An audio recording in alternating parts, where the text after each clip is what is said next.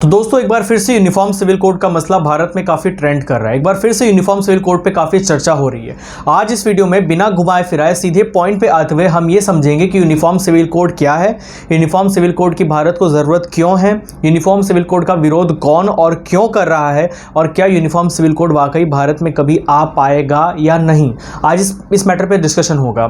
बिना घुमाए फिराए सीधे क्वालिटी कंटेंट आप तक पहुँचाना मेरी जिम्मेदारी है। मैं आपको इस बात की गारंटी दे सकता हूँ कि मेरा ये वीडियो यूनिफॉर्म सिविल कोड पे देखने के बाद आपको यूनिफॉर्म सिविल कोड समझने के लिए कोई और दूसरा वीडियो नहीं देखना पड़ेगा। तो बने रहिए मेरे साथ एंड तक और वीडियो को देखते रहिए। जय हिंद।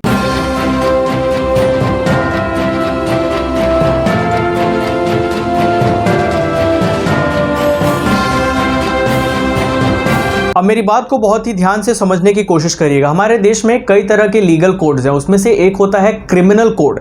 क्रिमिनल कोड को पीनल कोड भी कहा जाता है। अब इसको आसान भाषा में अगर आपको समझाना चाहूँ तो अगर आप हिंदू हो या मुसलमान हो या किसी भी जाति से किसी भी धर्म से हो, आप भारत के किसी भी राज्य में कोई भी क्राइम करेंगे तो आपको क्रिमिनल कोड के अनुसार सज़ा होगी। अब वो क्राइम कोई हिंदू करे या मुसलमान करे, दोनों को एक तरह की सज़ा होगी। तो फॉर एग्जांपल मर्डर कोई हिंदू करे या मर्डर कोई मुसलमान करे, उसे उम्र कैद होगी, रेयरेस्ट ऑफ रेयरेस्ट केस में उसे फांसी हो जाएगी। इसे हम कहते हैं क्रिमिनल कोड। और दूसरा होता है सिविल कोड। सिविल कोड हमारे देश में हर धर्म के लिए अलग है। अब सिविल कोड में 4 कैटेगरीज आती है। पहला होता है मैरिज, दूसरा होता है डाइवोर्स, तीसरा होता है विल यानी वसीयत, और चौथा होता है एडॉप्शन। इन चारों जो सेक्शंस हैं सिविल कोड्स के, अब ये हिंदुओं के लिए इसके अलग कानून है, मुसलमानों के लिए अलग कानून है, हर धर्म के लिए इसके अलग अलग कानून है। अब इसे हम और डिटेल में आगे समझने का प्रयास करेंगे। हमने सिविल कोड्स में सबसे पहले मैरिज की बात की, तो पहले मैरिज को ही डिस्कस करते हैं। देखिए हमारे कॉन्स्टिट्यूशन का आर्टिकल 25 ये कहता है कि आपको आपके धर्म के रीति रिवाजों को फॉलो करने की पूरी आज़ादी है। और वहीं हमारे कॉन्स्टिट्यूशन का आर्टिकल 13 कहता है कि कोई भी ऐसा कानून जिससे किसी और को किसी भी तरह की दिक्कत होगी, किसी के फंडामेंटल राइट्स को ठेस पहुंचेगी, वो कानून अपने आप इलीगल हो जाएगा। हमारे कॉन्स्टिट्यूशन का आर्टिकल 15 ये कहता है कि सभी लोग कानून के सामने इक्वल हैं। इसीलिए हमारे देश में जब मैरिज की बात होती है तो यूनिफॉर्म सिविल कोड के नज़रिए से ये कहा जाता है कि हिंदू हो या मुसलमान हो, वो दोनों एक ही शादी कर सकते हैं। अपने पहले पत्नी के जिंदा रहते रहते दूसरी शादी नहीं कर सकते हैं। अब हमारे देश में जब ये हिंदू पर्सनल लॉ बना, जो हिंदू कोड बिल आया था, तो उसमें ये कानून आ गया था कि हिंदू एक से ज़्यादा शादी नहीं कर सकता। पॉलीगैमी हिंदू में अलाउड नहीं थी, तो हिंदुओं ने इसको मान लिया, लेकिन मुस्लिम्स में पॉलीगैमी अलाउड थी। इसीलिए यूनिफॉर्म सिविल कोड में ये कहा जाता है कि हिंदू हो या मुसलमान हो, वो एक ही शादी करेंगे। अब इस बात पे आपको ध्यान देने की ज़रूरत है कि शादी के रीति रिवाजों को एक करने की बात नहीं हुई है। मुसलमान कबूल है कर सकता है, हिंदू 7 फेरे लेके शादी के 7 जन्मों की कस्में खा सकते हैं, लेकिन शादी एक ही करनी है। एक से ज़्यादा शादी अपने पहले पत्नी के जिंदा रहते रहते नहीं करनी है। ये यूनिफॉर्म सिविल कोड मैरिज के लिए कहता है। अब इसके बाद हम आते हैं डिवोर्स पर। देखिए जहाँ शादियाँ होती हैं, कई सारी शादियाँ सक्सेसफुल नहीं हो पाती हैं, उनमें डिवोर्स हो जाता है। अब यहाँ पे हिंदूज़ में डिवोर्स नाम की चीज़ कुछ होती ही नहीं थी। हिंदूज़ में शादी 7 जन्मों का साथ मानी जाती है। जब 7 फेरे लेके 7 जन्मों के कस्में खा लेते हैं तो 7 जन्मों का साथ माना जाता है। इसीलिए हिंदूज़ में डिवोर्स को इंट्रोड्यूस किया गया हिंदू कोड बिल के साथ में। उसमें डिवोर्स का भी प्रावधान रखा गया। इसका बहुत विरोध हुआ था, लेकिन बाद में हिंदूज़ ने भी इसे एक प्रोग्रेसिव तरीका मानकर इसी के साथ चलना स्वीकार कर लिया। लेकिन मुस्लिम्स में जो डिवोर्स होता था, मुस्लिम्स में तलाक कह के तुरंत ही डिवोर्स हो जाया करता था। आपने पढ़ा होगा ट्रिपल तलाक और हलाला के बारे में। वो अलग बात है कि हिंदूज़ ने डिवोर्स को स्वीकार कर लिया, और मुसलमानों में जो डिवोर्स का तरीका था तलाक कह के, वो तलाक का ये जो ट्रिपल तलाक का सिस्टम था, इसे हमारे मोदी गवर्नमेंट ने बैन कर दिया। इसको कानून बना के ट्रिपल तलाक कानून से ये जो सिस्टम था इसको बंद कर दिया। अब हिंदू हो या मुसलमान हो, उसे एक लीगल तरीके से ही डिवोर्स लेने की आज़ादी है। डिवोर्स हो सकते हैं। इसीलिए यूनिफॉर्म सिविल कोड में कहा जाता है कि आप हिंदू हो या मुसलमान हो या किसी भी धर्म के हो, आपको लीगल तरीके से शादी करनी होगी और लीगल तरीके से ही डिवोर्स लेना होगा, जो काफ़ी अच्छा भी है। जब हम एक बात करते हैं कि हमारा भारत एक सेकुलर देश है जहाँ पे सब लोग एक बराबर हैं, तो कानून भी सबके लिए एक बराबर होने ही चाहिए। अब हिंदूज और मुस्लिम्स में विल के भी कानून अलग होते हैं। दोनों धर्मों में वसीयत कैसे करनी है, इस चीज़ का भी अलग अलग कानून है। अब फॉर एग्जाम्पल मैं आपको हिंदूज का एग्जाम्पल देता हूँ। अगर कोई दादा जिंदा है और दादा के नाम पे पूरी प्रॉपर्टी है, और दादा के बेटे हैं जिनकी शादी हो चुकी है और वाइफ प्रेग्नेंट है, और ऐसे में उस होने वाले बच्चे के पिता का देहांत हो जाता है किसी कारणवश, तो ऐसे कंडीशन में दादा की प्रॉपर्टी उस होने वाले बच्चे को मिल जाती है। उसका जन्म नहीं हुआ लेकिन उसके नाम पर हो गया क्योंकि he is the immediate successor. अब हिंदूज में पिता की प्रॉपर्टी बेटियों को नहीं मिलती थी, सिर्फ बेटों में डिवाइड होती थी इन केस एक आदमी के बेटी और बेटे दोनों हैं। तो ऐसे कंडीशन में क्या होता था कि जो प्रॉपर्टी है वो बेटों में डिवाइड होती थी, बेटी को नहीं दी जाती थी क्योंकि बेटी को पराया धन समझा जाता था हमारे यहाँ पे। और मुसलमानों में कैसा होता है कि दादा पे डिपेंड करता है कि वो अपनी प्रॉपर्टी किसे देगा, पिता पे डिपेंड करता है अपनी प्रॉपर्टी किसे देगा। इसमें सक्सेसर वाले यहाँ पे सिस्टम प्रॉपर ठीक नहीं था।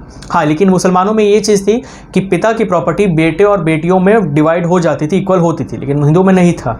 यूनिफॉर्म सिविल कोड आने के बाद इसमें कहा जा रहा है कि ऐसा होगा, दोनों के लिए लीगल सिस्टम हो जाएगा जिसमें वसीयत का कानून एक जैसा होगा। सक्सेसर क्या होगा वो कानून तय करेगा। अब ये सक्सेसर का सिस्टम क्या होगा, प्रॉपर्टी किसे मिलेगी, किस तरह से मिलेगी, ये तो कानून आने के बाद ही पता लगेगा। तो बेसिकली आप मोटा मोटा इसे समझ सकते हैं। अब जो इसमें सिविल कोड्स में जो लास्ट वाला सेक्शन आता है जिसमें हम कहते हैं अडॉप्शन वाला सेक्शन, अडॉप्शन के रूल्स हिंदूज और मुस्लिम्स दोनों के लिए अलग होते हैं। और यूसीसी में ऐसा कहा जा रहा है कि हिंदूज और मुस्लिम्स के लिए एक ही कानून हो जाएगा अडॉप्शन का।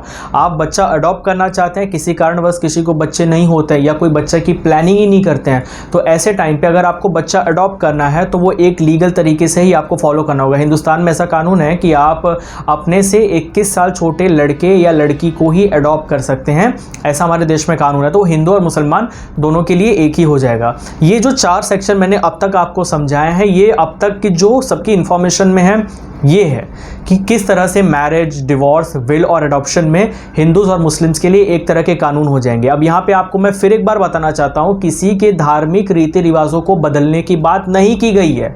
मैरिज में 7 फेरे होंगे तो कबूल है, कबूल है, कबूल है होगा, लेकिन तरीका एक होगा, लीगल एक होगा। एक से ज़्यादा शादी आप नहीं कर सकते, पॉलीगैमी अलाउड नहीं होगी। अब वसीयत में हो या एडॉप्शन में हो, दोनों धर्मों के लिए, सभी धर्मों के लिए बेसिकली कानून एक होंगे। एक धर्म मतलब कोई अपने स्पेशल कानून को नहीं फॉलो कर पाएगा। इस कानून का यही मतलब है, यूनिफॉर्म सिविल कोड का यही मतलब है। अब इसके बाद हम बात करेंगे कि हमारे देश में यूनिफॉर्म सिविल कोड की ज़रूरत क्यों है। जब हम बात करते हैं एक देश एक विधान की, जहाँ पर सबके लिए एक जैसे कानून हो, और उसके बाद जब हम कहते हैं कि everyone is equal before the law, आपके धर्म, आपका कास्ट, आपका जेंडर डजंट मैटर, आप कानून के सामने इक्वल हैं, तो ऐसे समय में अलग अलग धर्मों के अलग अलग कानून होना ये अच्छा नहीं लगता। ये एक जैसे कानून हो तब असल मानों में इक्वालिटी होगी, ऐसा कानून विशेषज्ञों का भी कहना है और काफ़ी हमारे भारत के नागरिकों का भी कहना है। ऐसे समय में हमारे जो देश की हिंदू सोसाइटी है उसके अंदर अब काफ़ी सारे रिफॉर्म्स आए। फॉर एग्जाम्पल हिंदू धर्म में काफ़ी सारी कुप्रथाएँ थी। फॉर एग्जाम्पल सती प्रथा, सती प्रथा एक गलत प्रथा थी। कई बार महिलाओं को ज़बरदस्ती उसमें झोंक दिया जाता था आग में, जो कि काफ़ी गलत प्रथा थी। हिंदू कोड बिल के बाद हिंदू सोसाइटी ने अपने अंदर बहुत सारे रिफॉर्म्स लाए, सती प्रथा बंद हो गई। चाइल्ड मैरिज, बाल विवाह जिसे आप कहते हैं, बालिका वधू, वो सब भी बंद हो गया।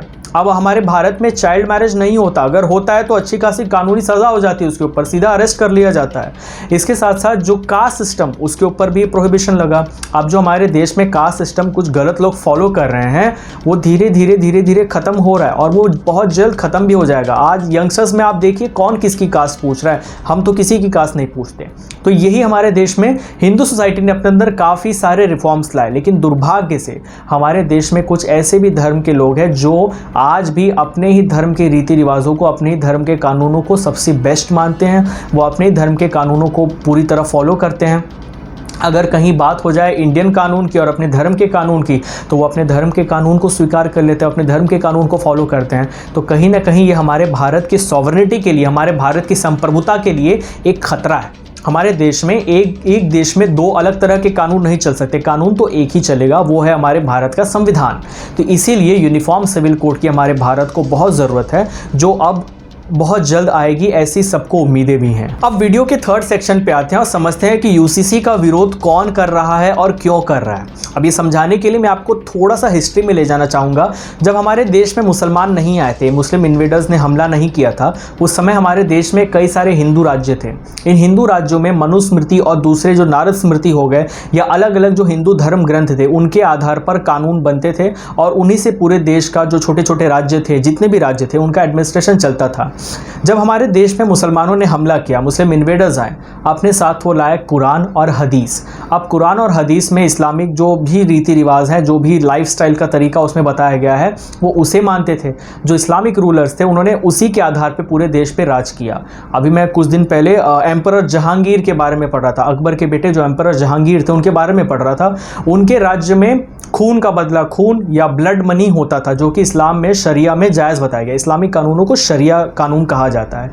अब औरंगज़ेब जो कि काफ़ी कट्टर मुस्लिम राजा था, कट्टर मुस्लिम शहंशाह था, उसके समय आते आते ये जो हदीस थे ये यहाँ वहाँ तितर बितर हो गए थे। तो उसने क्या किया, इन सभी हदीस के जो भी सेंटेंसेस उन्हें इकट्ठा किया और लिखा फतवाए आलमगिरी।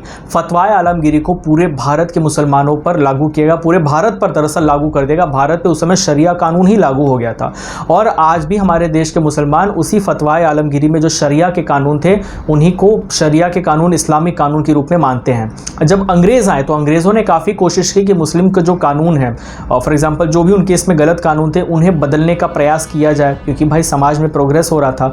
बट उस समय मुसलमानों ने अंग्रेज़ों का भी बहुत ज़ोरदार विरोध किया और अंग्रेज़ मुसलमानों के किसी कानून में किसी भी तरह का बदलाव नहीं कर पाए। हिंदूज के रीति रिवाजों में अंग्रेज़ों ने काफ़ी बदलाव किए। फॉर एग्जाम्पल सती प्रथा को लॉर्ड डलहौजी, लॉर्ड कैनिंग, इन सब के टाइम पर ही बंद कर दिया गया। विडो रीमैरिज अलाउ हो गया, यानी कि विधवा लड़की की वापस से शादी कराई जा सकती है, ये सब अलाउ हो गया। काफ़ी सारे रीति रिवाजों को हिंदू धर्म में बदला गया। कई जगह पे तो मैंने ये भी पढ़ा है कि काली माता की पूजा पर भी प्रतिबंध लगा दिया गया था। ये बहुत सारे हिंदुओं के रीति रिवाजों में बदलाव हुए, लेकिन मुसलमानों के और दूसरे धर्मों के रीति रिवाजों में बदलाव करने की कोशिश अंग्रेज़ों ने नहीं की। और इसीलिए आज़ादी के बाद जब हिंदू कोड बिल आया तो उसके बाद भी हिंदू धर्म में काफ़ी चेंजेस होते रहे, लेकिन मुसलमानों को आज़ादी के बाद ये बता दिया गया कि अगर आप लोगों ने यूनिफॉर्म सिविल कोड को स्वीकार कर लिया, अगर यूनिफॉर्म सिविल कोड आ गया तो आपके धर्म पर खतरा आ जाएगा, इस्लाम खतरे में आ जाएगा, इस्लाम ख़त्म हो जाएगा। ऐसी ऐसी बातें बताने लग गए। अब इसके बाद जो हमारे देश के जो मुसलमानों के सो कॉल्ड नेता हैं, इन नेताओं ने मुसलमानों के आंखों पर अंधविश्वास की पट्टी बांध दिया, उनके कानों में कहते रहे कि देखो तुम्हारा इस्लाम ख़त्म हो जाएगा अगर यूनिफॉर्म सिविल कोड आ जाएगा तो। और मुसलमानों ने कभी अपनी बुद्धि का उपयोग भी नहीं किया, कभी इस कानून को पढ़ने की कोशिश भी नहीं की, इस कानून की ज़रूरत क्यों है इस कानून को पढ़ने की कोशिश नहीं की, और इन्हीं अपने राजनेताओं के इशारों पर नाचते हुए आज भी 1400 साल पीछे जीने पर मजबूर हो गए। मैं किसी धर्म की बुराई नहीं कर रहा हूँ, सच्चाई कह रहा हूँ। स्वीकार कर सकते हैं तो बहुत अच्छी बात है, नहीं कर सकते हैं तो वो आपकी समस्या है।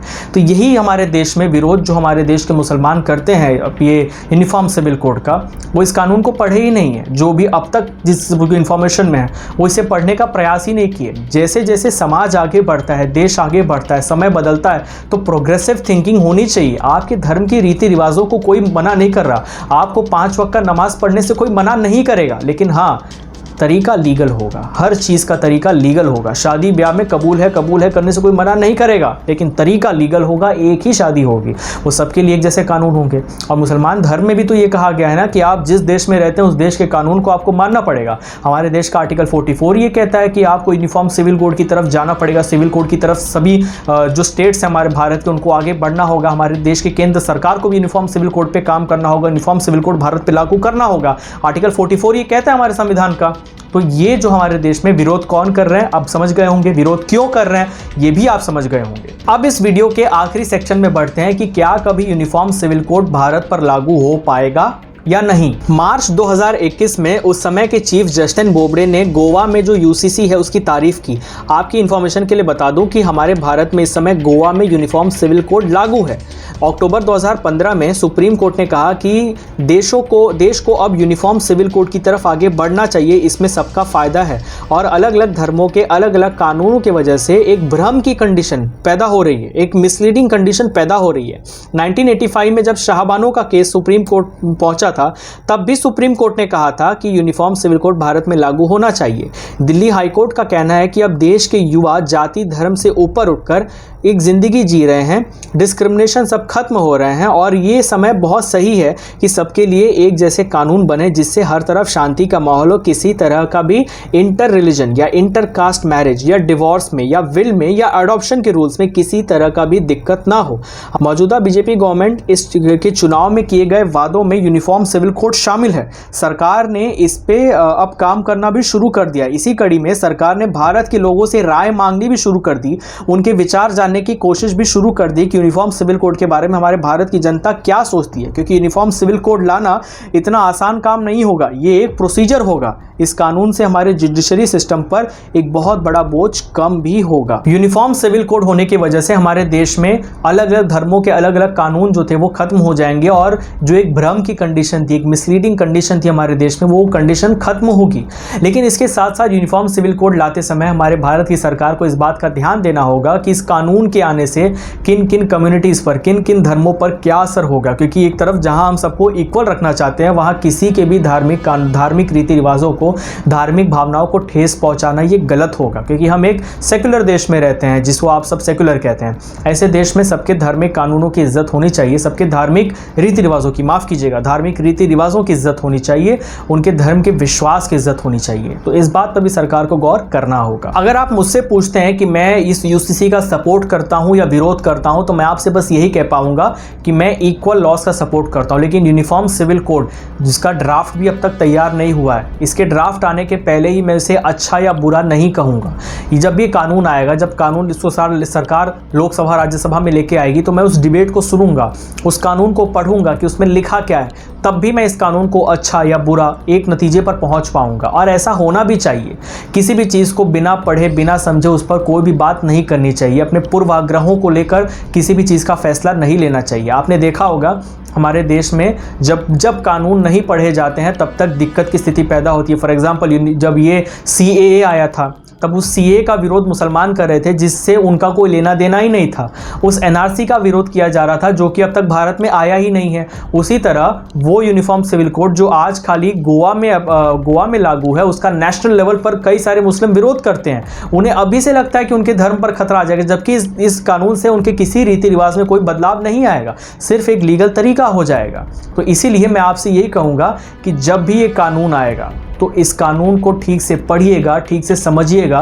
किसी जानकार व्यक्ति से, किसी प्रोफेसर से, किसी लॉ को समझने वाले व्यक्ति से जाकर इस कानून को समझने का प्रयास करिएगा। इसमें क्या लिखा है उसको समझिएगा। किसी मजहबी इंस्टीट्यूशन या मजहबी प्रोफेसर से जाके मत पूछिएगा, क्योंकि वो आपको वही बताएगा जो उसके एजेंडा को सेटिस्फाई करेगा।